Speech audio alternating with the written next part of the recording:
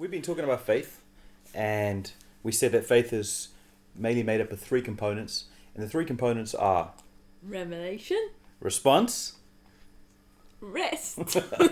and so yesterday we said that revelation, faith comes by hearing, and hearing by the word of God. So you have to hear something. Something has to be exposed to you in order for you to receive something. You have that aha moment. That's the sound of revelations. Ah. And then once it's revealed to you, now you can do something with that. So that change can be instantaneous. If you do things outside of revelation, you're not operating in relationship. You're operating in religion. Yeah. And you can operate by that information. You can operate by pattern and form. And that'll get you some sort of results. It'll probably give you some quick results, actually, because it makes you look the same as everyone else is playing a religious game. Just won't last. It just won't last, yeah. And if you want to build on the rock, which means it can stand the test of time, it can stand the test of the storms. That's the definition of wisdom. That's what Jesus said. Let me tell you what a wise man is like. It's someone who built on the rock. And in I think it's in Mark 6, he talks about who dug down and built on the rock. So that's a lot harder work than just building immediately on the sand. So revelation comes, you see something, now you have an understanding. By faith, you have an understanding of something. Now, the second component is... Response. Is it? That was my response. Is response. And so James 2 says, some people say, I have faith. And he says, well, I'll show you my faith by what I do. And so often people, when they're talking about faith, they'll talk about an expectation, a positive expectation. And if you have an expectation, it changes the way that you respond to certain circumstance. If I expect that I'm going to get a birthday present when I walk into the room, probably I'll have a smile on my face. Probably I'll be expectant that someone will be hiding around the door, or that when someone reaches down into their handbag, they're about to pull out the present. It's a positive expectation. It works the same in the negative. You could expect something bad to happen, and when you walk through the door, you see the surprise party, and you get a shock of your life. And, I think they're all here to hurt me. So it changes your level of expectation. And the example I always think about is if you believe you're blessed, if you have faith that you're blessed, but then you sit and do nothing with that. So, for example, you don't start the business, or you don't ask for the pay rise, or you don't try and ask the girl out or the guy out. If you do nothing with that, then it's as if you're not blessed. You're actually confirming the lack of a covenant. But if you have an expectation, hey, I'm blessed, or something's going to happen, or I'm going to get the girl, or whatever, then you'll do something in response to that revelation. I'm blessed, that's a revelation. Then you send her the message. That's the response. It's almost automatic though, right? It's not like you have to think it through. Absolutely. If you have revelation, it's an automatic response. It's not like, I know I'm blessed, so I better try and do something. Yeah. It's this inward, well, if I'm blessed, then I'm going to invest here. I'm going to do exactly what you're saying. Yeah. That natural. So Bonnie wants to share a testimony, but let me share a quick one first. In our business, whenever we employ someone new, we started with nobody. It was just me. We started with nobody, and we've built out to up to 30 people sometimes in our business. Hey, Sammy, you're not working in the business. You're just our baby. Not yet. And every time we employed someone new, we almost never had enough business to warrant employing them. We did it by faith. I think in every example, I can't think of an example we didn't employ someone by faith. And whenever we would have the financial discussion with our faith, it was always, can we do this? Can we do this? It's a risk. The first person we employed, which we didn't really employ, was my dad. He came and joined the business, and the first full-time person. And when he joined, I gave him half my students. Now, this was we were teaching business for those who don't know. So I gave him half my business, half my profit, half of everything. And I gave it to him with such confidence because I was expectant. If I gave away half my stuff, then I knew that I had half of my stuff freed up so God can continue to bless me. Yeah. And that's exactly what happened. And not only did my dad get some students from me, he got filled up within a measure of weeks. Yeah. And so now rather than one person being full-time, we now had two people full-time. And almost everybody who's come on full-time with us has had exactly the same encounter. We just know when we're about to employ someone and we don't know if we're going to make it, we just know we're blessed. God's going to bless us. Yeah. And so there's a positive expectation. We do something because we have a revelation of blessing. Yeah. And because we do the something, then I can show people my faith from my deeds. I can point to a deed and go, hey, look at the fruit. The deed is the fruit. Look at the fruit because I had faith, and the blessing flows. Yeah. And it's also because you're blessed, you make room. Yes. So it's like you divided your students. Yeah. But you knew it gave your dad students, but then because you made extra room, then you were full up. Absolutely. So the world will say that's a division. I gave away half. Yeah. I think in the kingdom that's called multiplication. Yeah. It's better to give than to receive. That is not some moral argument or some a super spiritual argument. Jesus is really saying it's better to give away, because when you give away, you can receive more than if you had just taken. Yeah. It's much better to give to receive. So there's in Revelation, don't just give away because you're hoping, because you want to be lucky. This is not a lottery system. This is a science. It's a kingdom science. So when you have a revelation and you act on that revelation, not some stupid idea that you heard from some guru, you actually get revelation from God. When it unlocks in your heart, faith comes because you heard something. You're, I can hear that. That's real to me. Then you respond out of that place. Yeah.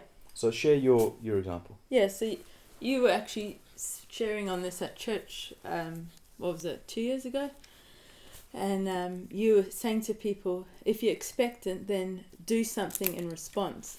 And the one thing you mentioned was, if you're expecting a baby, then buy the crib. And as you said that, sorry. Don't hit Sammy. Makes me emotional. Sorry. Just so Sean said that, and something inside of me went, yes, okay. You had revelation. Because we had been trying for 5 years to fall pregnant, trying everything and just not working. But when you said that, there was revelation. I thought, yeah, I can do that. So we got this. That same week. I don't know if you can see. Woo.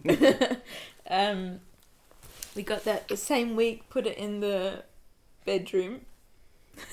And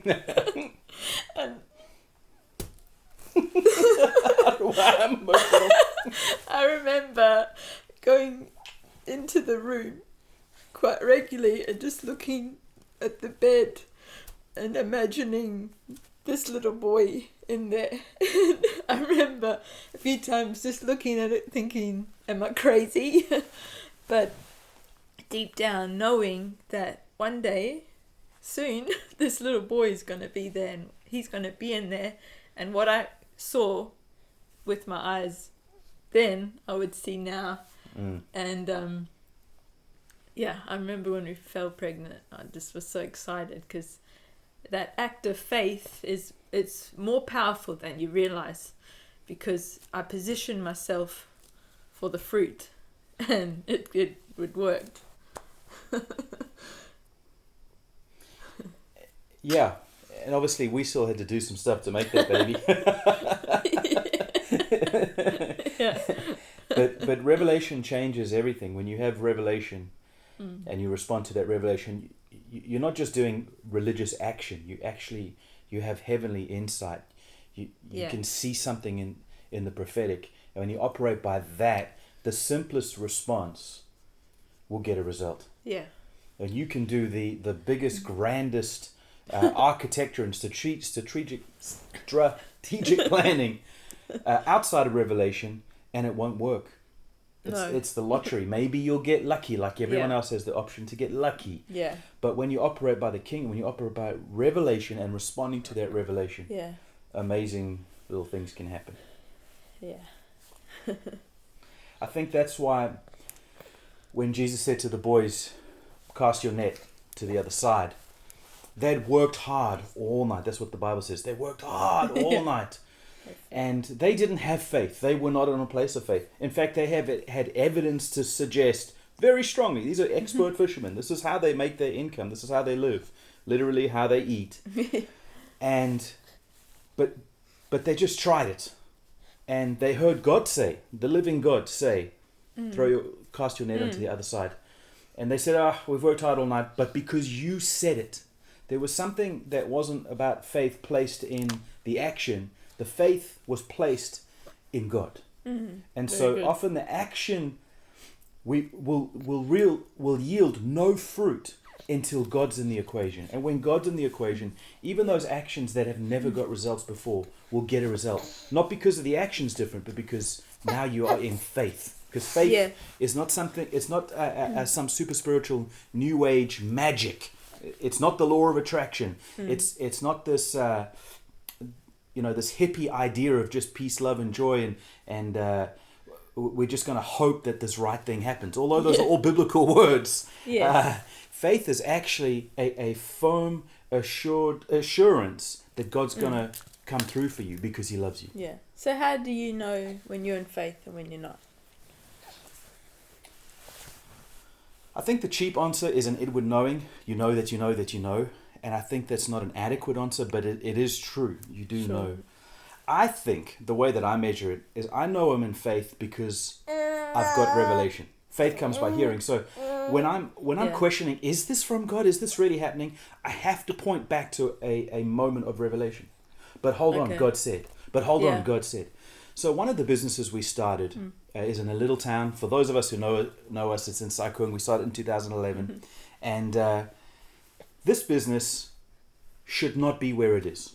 No. It's the wrong place. It's the wrong market. There's just not enough people. It's a small little place. And when I started, I went to a big fancy accountant to start legally in Hong Kong. And I sat down with the accountant, Tom. And Tom said to me, okay, what's your business? I said, we're going to be teaching English to Hong Kong students. Oh, great idea. Where are you going to do it? Oh, we're going to do it in Sai Kung. And he couldn't help himself but laugh at me. What are you doing? This is so stupid. You shouldn't do this. And he listed all the other places I should have gone and done it. But I had revelation. God had told me we're going to do this thing. I saw something. Yeah. And so I was like, well, this is the big fancy guy with the fancy suit and the 20-story building, fancy office, all the employees, and I'm nobody. Like, I didn't even have a suit. Like, I'm just nobody. No business card. Yeah, no business card. It was ridiculous.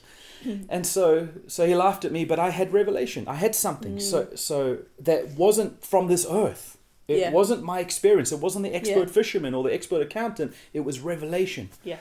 Because he said it, I'm going to try it. Yeah. And so we started that business, and we got some result, but it was very, very tough to get going. And every time we questioned it, and we questioned it together, we questioned it as a family. My brother Seamus, he pretty much always has run that business and doing a fantastic job. When we would discuss it, I'd say, Shay, hey, what should we do? Oh, I'm not sure. We felt it was the right thing, but we were not sure. And then God gave me a word. He said, Sean, I know this looks like the wrong environment, but like in 2 Kings 6, he made the axe head float. And the prophet lost his axe head. He says, oh no! And then Elisha comes along and he puts a stick in the water. He just does something weird. There's no precedent for this stuff. And an axe head starts to float. And God said to me, just like that axe head floated, I'm going to bring about a change in your business and a profitability in your business. That in an environment it shouldn't work. It shouldn't float. I'm going to make it work there. And so for us, that was a word. And we were on the verge of saying, okay, let's shut this down. But because we had a word, because we had revelation, we kept it going. And 2 months ago, we had profit, Seamus was telling me, it's almost 3 times the record we've ever had in that business. Wow. During this pandemic. Wow. During the famine, Isaac was able to harvest 100, sow and reap 100-fold. And I feel like we still got room to grow on that. We've only done 3-fold in that month. But I know I'm in faith because I've got a moment of revelation. If my actions are just actions for the sake of it, I'm getting better and better. I'm still not great at it, but I'm getting better and better at stopping those actions. Because it's hard work, it's a lot of effort, it's sometimes it gives you steroid type results, but then it damages you like steroids do, long term. And I'm trying to get better at repenting and just saying, God, I need to change my mind on this. I need to stop this strategy. I need to stop working so hard. One of the signs that you're working from an old covenant mindset is that you're working by the sweat of your brow. I like sweating. I like working hard. But I'm talking about an effort where you're generating the power. Yeah. You're not partnering. When you are responsible for generating the power, it's all dependent on you. And it's like you uninvite God to the party. Yeah. But when you partner with him, it's like you and him are doing together. And you still sweat, but it's an enjoyable sweat. It's a lovely work. It's a pleasurable work. It's something you go to bed at night, you go, oh, I'm so glad I did that. You wouldn't exchange that experience. But when you're generating it, because you don't have revelation and you're trying to get a result, it's terrible. Even when you get the result, you don't enjoy it. Yeah. So I know I'm in faith because I have something to point to. And so I would always advise people who are making decisions, make sure you have some direction from God. And if you don't, I'm a big fan of trying things, pushing doors, trying this idea, experimenting, but don't commit to it long term, because in that process of moving, you'll figure out pretty soon, is this something from God or is this just a good idea? And be better at sacrificing those ideas, getting rid of them, repenting them. Just be better at it, be quicker. Because guaranteed you and I are going to make mostly mistakes. Just be good at repenting. Sorry is an incredible, powerful word. And those who find it difficult to say sorry will find it difficult to admit they're wrong, and so they'll stay harder, they'll work harder the next night and still catch no fish. If you're quicker to say sorry, man, you get into the right zone, you get the right idea. You won't expect people to have false opinions of you, and then you're living up to this false expectation. Just be quick to say sorry. I don't know. It's powerful. Sorry. So how do you know you're in faith? For me, it's that knowing. I know you said it's a cheap answer.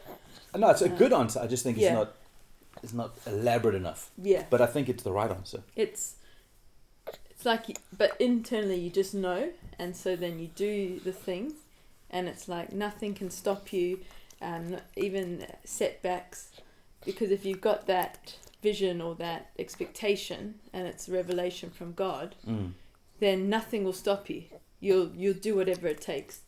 But when you and you want to give up, and not that you don't want to give up at times, but when you actually do give up, then you can know that wasn't revelation, because the revelation should push you through, should bring you through, because that revelation shows you the way forward. So for me it's that knowing. I agree 100%. So how do we encourage people? Get revelation.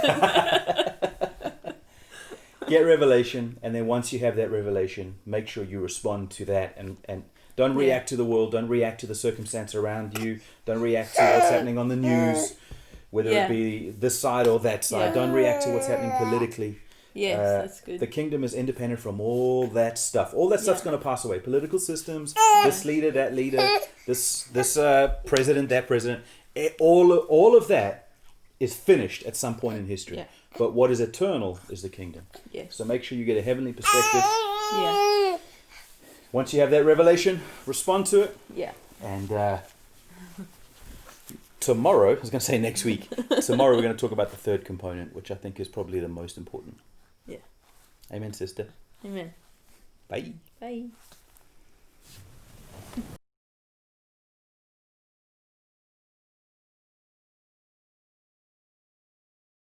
Okay, so are you going to start? No.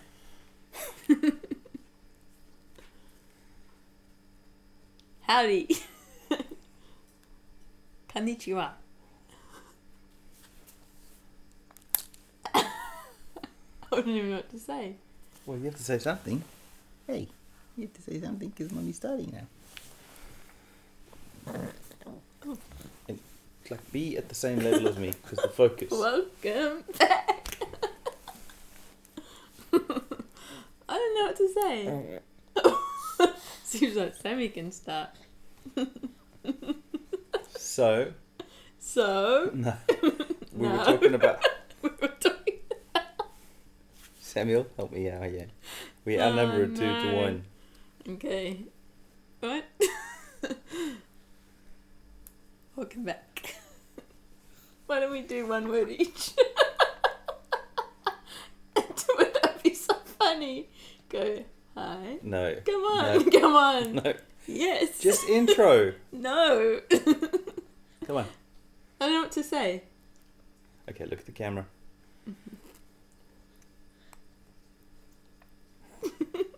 Okay, I'm looking. Here goes. So, we've been talking about faith.